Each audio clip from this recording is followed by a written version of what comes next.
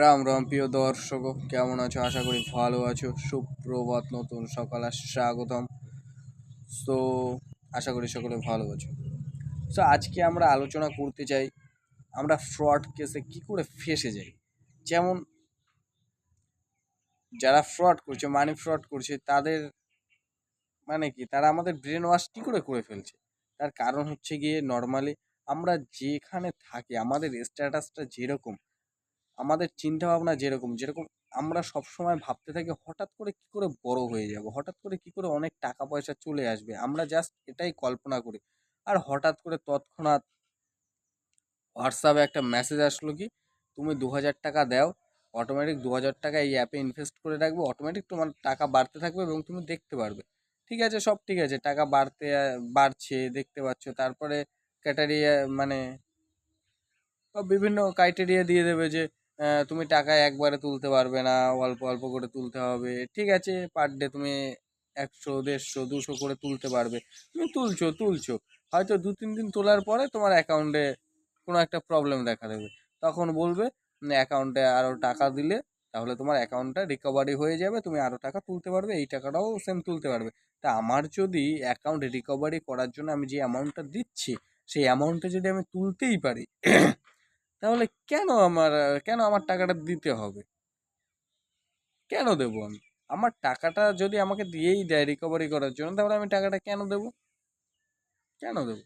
সে সব ঠিক আছে, টাকা পয়সা নিল, রিকভারি করার জন্যও নিচ্ছে, রিকভারি করার জন্য আমরা দিয়ে দিই। আমার কারণ কারণ আমাদের ব্রেন ওয়াশটা এমনভাবে করানো হয়, হোয়াটসঅ্যাপে এমন কিছু দেখানো হয়, তারপরে যার কারণে অটোমেটিক আমাদের ব্রেন ওয়াশ হয়ে যায়। যে গ্রুপে অনেক সদস্য থাকে, অনেক ছেলেপেলেরা থাকে, যারা স্ক্রিনশট মেরে দিচ্ছে, হ্যাঁ আমরা টাকা পেয়ে গেছি, আমরা অনেক টাকা পেয়ে গেছি, তোমরা টাকা পাবে কি পাবে না, আমি টাকা পেয়েছি, আমি খুব খুশি আছি, আমি এত টাকা দিয়েছি। এরকমভাবে আমাদের ব্রেন ওয়াশটা যে এমনভাবে মানে কি করিয়ে দিচ্ছে, যার কারণে আমরা অটোমেটিকভাবে আমরা টাকা দিয়ে দিই। আমাদের ব্রেনের সঙ্গে খেলছে, সাইকোলজিক্যালভাবে খেলছে আমাদের সঙ্গে। তো আর এটা তাদেরও দোষ না, দোষটা তো আমাদেরই না। দেখো, আমার হাত থেকেই তো অ্যামাউন্টটা যাচ্ছে। আমাকে যদি সে সাইকোলজিক্যাল যদি খেলতে না পারতো আমার সঙ্গে, তাহলে তো টাকাটা সে নিতে পারতো না। দোষটা তাকে দিয়ে পুরো বেকার, দোষটা আমারই। তা আমাকে একটু সচেতন থাকতে হতো যে এরকম কিছু হতে পারে। আসল কথা, আমরা তো চাই না হঠাৎ করে বড়লোক হয়ে যাব, হঠাৎ করে অনেক টাকা চলে আসবে, সম্মান ফম্মান দেবে, বাড়ির কাছে দিয়ে দেবো এত অ্যামাউন্ট। তো আমরা তো ওরকম নজরেরই, আমাদের দেখার দৃষ্টিকোণ ওরকম। ওই জন্যই আমরা ফ্রড কেসে বেশি ফেঁসে যাই। দেখবে ফ্রড কেসে কিন্তু বেশিরভাগ সাধারণ ছেলেপেলেরাই মানে ফাঁসে। তো ঠিক আছে, আমি তোমাদেরকে এটার মাধ্যমে একটা জিনিস বোঝাতে চাই বা একটা জিনিস আমি বলতে চাই, এরকম ফ্রড কেসে তোমরা ফেঁসো না, তোমরা যাচাই করো। এবং হঠাৎ করে তোমাদের কেউ বললো, একটা জিনিস সবসময় মাথায় রাখবে, ঠিক আছে? তোমাকে একজন যদি টাকা দেয়, তোমার দ্বারা সেই কাজটা যদি হয়, সেই অ্যামাউন্টের কাজ যদি তোমার কাছ থেকে করিয়ে নেয়, তবেই তো তোমাকে টাকাটা দেবে। এখন তোমাকে টাকা দিচ্ছে, ওদিকে তোমাকে কোনো কাজই করাচ্ছে না, তুমি বসে আছো। তার মানে তো এর মধ্যে কোনো না কোনো কিছু চলছে, তাই কি নয়? তো টেনশন করো না। দেখো, এই জিনিসগুলো ঘটছে, অনেকের সঙ্গে ঘটেছে। অনেকে এইসব হঠাৎ করে এর টাকা ওর টাকা, দেখো, আহ, তুমি বাড়িতে আছো, তুমি একটু টাকা পয়সা মানে কি ব্যাংক ফ্যাংক সম্পর্কে তোমার আইডিয়া আছে, তোমার বাড়ির লোক অতটা এস্টাবলিশ নয়, যে তার জন্য তোমার কাছে টাকাগুলো রাখতে দেয়। এখন তুমি সেই টাকাগুলো নয় ছয় করে দিচ্ছ। আর যখন তারা টাকা চাইছে, তখন বলবে তুমি, আমি ভুল করে এখানে ওখানে খরচা করে ফেলেছি, এবং আমার আমার কাছ থেকে ভুল হয়ে গেছে। তো সেই জিনিসটা তারা যখন শোনে, তখন একটু খারাপ লাগে না? তাই তুমি যদি এরকম কিছু করো, তাহলে এই জিনিসটা, এই লাইনটা তুমি ক্রিয়েট করো যে নিচের মধ্যে, যে তুমি যদি এরকম শর্ট কেসে ফেসে যাও, তোমার অ্যাকাউন্টে যদি টাকা থাকে, তাহলে তোমার নিজের অ্যাকাউন্টে নিজের টাকা থাকবে, সেই টাকা দিয়েই যা পারো করো। তুমি অন্যের যে টাকা যারা রাখতে দিয়েছে, তাদের টাকা দিয়ে এসব করো না। তার কারণ হচ্ছে কি, তারা ভরসা করে তোমাকে রাখতে দিয়েছে, ঠিক আছে? তুমি যদি এরকম তাদের টাকা নষ্ট করো, তাহলে তোমার উপর কিন্তু সেই ভরসাটা থাকবে না। তোমাকে যদি দ্বিতীয়বার সে টাকা রাখতে বলে, তাহলে কিন্তু সে ভাববে ওর কাছে টাকা রাখবো, তো এরকম এরকম করেছে, আমার টাকা নষ্ট করে দিয়েছে, এরকমভাবে এই করেছে। সো তুমি দিয়ে দিয়েছো, তুমি পরে কাজ করে দিয়ে দিয়েছো, সেটা ম্যাটার করে না। ম্যাটার করে যখন দরকার তখন সে টাকাটা হাতে পায়নি, তো ম্যাটার সেটা করে। বিশ্বাস যদি একবার ভাঙে তো সেই বিশ্বাসটা গড়া খুব কঠিন। তো আমি তাই বলছি, তুমি যদি এইসব রাস্তায় যেয়ে থাকো তাহলে নিজের অ্যামাউন্টে যেয়ে যাবে, অন্যের অ্যামাউন্ট নিয়ে নাও। আর আমি বলছি ওই রাস্তায় না যাওয়াই সব থেকে ভালো। কষ্ট করো, হার্ডওয়ার্ক করো, ইনভেস্ট করো, ইনভেস্ট করো বিভিন্ন, মানে কি, ট্রেডিং, ট্রেডিং যারা করে তাদের মাথায় কি থাকে, আমি যে টাকাটা লাগাচ্ছি সেই টাকায় ফেরত পাবো কি পাবো না ওটা পরের কথা, কিন্তু টাকাটা লাগাচ্ছি মানে কি টাকা শেষ আমার, টাকা আসবে, আসবে ঠিকই, কিন্তু কখন আসবে জানি না। এখন আমি লাগাচ্ছি মানে কি এই টাকাটা আমি পাবো কি পাবো না তাও আমি জানি না। তো আমাদের এইসব ট্রেডিং, তারপরে বলো জুয়া বা যাই হোক, এইসব খেলাধুলা আমাদের এরকমভাবেই করতে হয় যে আমি যে অ্যামাউন্টটা দিয়ে খেলছি সেই অ্যামাউন্টটা আমি আর ফিরে পাবো না। বুঝতে পারলে? তো তুমি যদি এরকম কেউ যদি বলে যে 2000 টাকা দাও তোমাকে ডবল করে দিচ্ছি, তার মানে কি তোমার তৎক্ষণাৎ মাথার মধ্যে এটা লাড়া দিতে হবে যে আমি 2000 টাকা দিচ্ছি, তার মানে কি এটা থেকে আমি আমার কিসমত, মানে কি আমার পরীক্ষা করছি টাকা দিয়ে। সো টাকা দিলাম, কিন্তু এইটাও মাথায় রাখতে হবে যে আমি টাকাটা দিচ্ছি মানে কি ওটা ফিরে আসার সম্ভাবনা কিন্তু নেই, এরকম ভাবে টাকাটা দিতে হবে। তুমি যদি এটা মনে করো না এই টাকাটা আসবে, এই টাকাটা ডবল হয়ে যাবে, এই টাকাতে আমি এই করবো, তাহলে এই ভাবনাটা কিন্তু ভুল। এই ভাবনাটা ভুল, কেননা তুমি তোমার সামনাসামনি কথা হচ্ছে না, বা তুমি কিছু প্রোডাক্ট বিক্রি করছো না যার মাধ্যমে তুমি প্রফিট ইনকাম করবে। এটা হচ্ছে কি, এটা তুমি পুরোপুরি ডিফারেন্টলি, ঠিক আছে? তো এই জিনিসটা থেকে বাঁচো।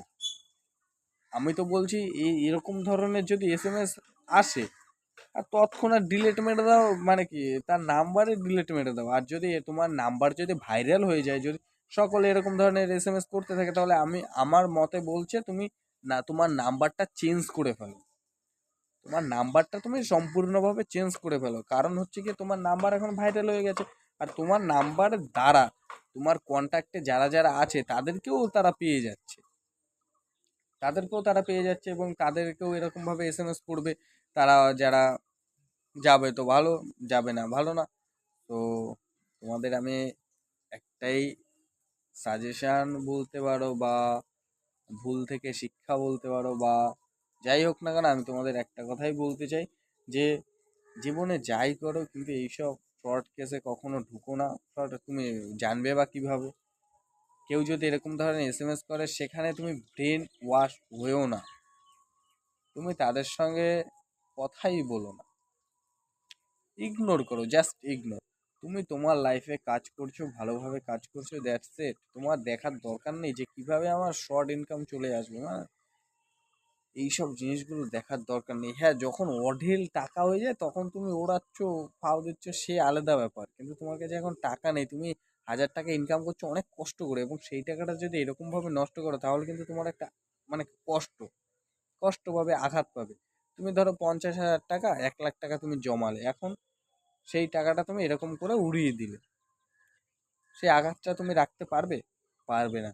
তখন তুমি কারোর সামনে যেতে পারবে? পারবে না। আর সেই টাকাটা যদি পরিবারের মধ্যেও যদি অর্ধেক টাকা হয় তখন তোমার কি মাথায় আসবে? সে টাকাটা চাইবে, এবং তার, সে আমাকে এত বিশ্বাস করতো, বিশ্বাসটা আমি ভেঙে ফেলেছি, এখন কি হবে, সে কি ভাববে, এইসব চিন্তা ভাবনা এতটা গভীর হয়ে যায়। তো এরপরে মানুষ এমন একটা সিদ্ধান্ত নিয়ে নেয় যেটা অযৌক্তিক, আত্মহত্যা। তো এইসব থেকে বাঁচো। আমি তোমাদেরকে একটা কথাই বলতে চাই, এসব থেকে বাঁচো। এসব ফ্রড ফ্রড জাতীয় জিনিসগুলো এখন বোঝার সম্ভাবনা, বোঝার দরকার আছে আমাদের, কেননা এখন টেকনোলজি এতটাই হাই, তো কখন কি হয়ে যায় কোথা থেকে আমরা বোঝা বড় দায়। সো ঠিকঠাক থাকো, এইসব দিয়ে একটু সচেতন থাকো যে কে SMS করছে, কোন বিষয়ে SMS করছে। SMS টা করছে মানেই যে তুমি লাফ দিয়ে উঠবে এমনটা নয়। কোনো একটা মেয়েও এইরকম ধরনের SMS করতে পারে, তোমার সঙ্গে কথা বলতে পারে, আর তুমি ইমোশনালি অ্যাটাচ হয়ে অনেক কিছু করে ফেলতে পারো। তো নিজেকে তৈরি রাখো, মেয়ে হোক, যে ছেলে হোক, যেই হোক না কেন, যেভাবেই তোমাকে ব্রেন ওয়াশ করতে চায় তুমি মানে হতে দেবে না। হ্যাঁ, তুমি হয়তো তাকে দেখাচ্ছ আমি ব্রেন ওয়াশ হয়ে যাচ্ছি, কিন্তু তুমি হবে না। ব্রেন ওয়াশ একবার হয়ে যাওয়া মানে জীবন শেষ। তুমি ওই জিনিসটা যদি একটা ভুল যদি করে ফেলো তো সারা জীবন তুমি পস্তাবে। তো ভুলটা করো না। তো আমি তো বলছি সচেতন থাকো সব সময়। সবসময় মানে কি, তোমাকে এসএমএসটা আসলে তুমি প্রথমে বিচারও করো। বিচারই ভাই ভালো। বিচার করলেই তুমি সলিউশন পাবে, বা কারোর সঙ্গে শেয়ার করো, কারণ তুমি তোমার মাইন্ডে যেটা আসছে না সেটা হয়তো ওর মাইন্ডে আসছে, এবং তার সেই মাইন্ডের কথাটা বিশ্বাস করতে শেখো। So that's it. তো শেয়ার করো, আর সমস্যা হলে এরকম ধরনের ঘটনা ঘটে গেলে কারোর সঙ্গে তৎক্ষণাৎ কারোর সঙ্গে শেয়ার করবে। দেখো এটা ভাববে না যে দেখো একটা টাকার তা অ্যামাউন্ট, তো তাই না, অ্যামাউন্ট গেছে গেছে তা কি হয়েছে, আবার ইনকাম করবে চলে আসবে। কিন্তু তুমি কখনো ভুলভাল চিন্তা ভাবনা নিজের মাথার মধ্যে আনবে না, এবং এটা ভাববে না যে আমার বাড়ির লোক আমাকে তাড়িয়ে দেবে, এ করবে ও করবে, তা না। তারা তোমার পাশে থাকবে, হ্যাঁ কথা তারা শোনাবে, দু একটা কথা শোনাবে, কিন্তু এটা তো যোগ্য তুমি না, তুমি একটা বড় ভুল করেছো আর তুমি বকা খাবে না, তুমি মার খাবে না? ছোটবেলায় আমরা ভুল করলে আমাদের তো মারে না, তাই না?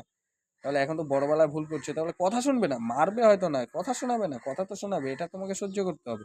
কিন্তু সেটা ভালোর জন্য। তুমি তো জানো তুমি ভুল করেছো, তুমি তো এমন তো না যে তুমি সাধু, তুমি ভুল করোনি, ভুল তো করেছো, তুমি নিজেও জানো, নিজেকে নিজেই মানে কি গালাগালি দিচ্ছ, তাহলে সামনের জন তো দেবেই। তো এটা নিয়ে অতটা ভেবো না। তোমার মানে কি, এখান থেকে তোমার এটা শিখতে হবে যে এরকম ধরনের জিনিস যেন আমার আর কোনোদিন না হয়, আমি যেন এরকম ভাবে আর কোনোদিন না করি। ভালো থাকো, সুস্থ থাকো, টেক কেয়ার। ভুলভাল চিন্তা ভাবনা করো না, পজিটিভলি মানে ভাবো, ভগবান যা করবে ভালোর জন্য করবে। আশা করি বুঝতে পেরেছো, বা আমি বোঝাতে পেরেছি। তো বাই বাই, টেক কেয়ার। দেখা হচ্ছে কালকে নতুন একটা ভিডিওর সঙ্গে। Bye bye.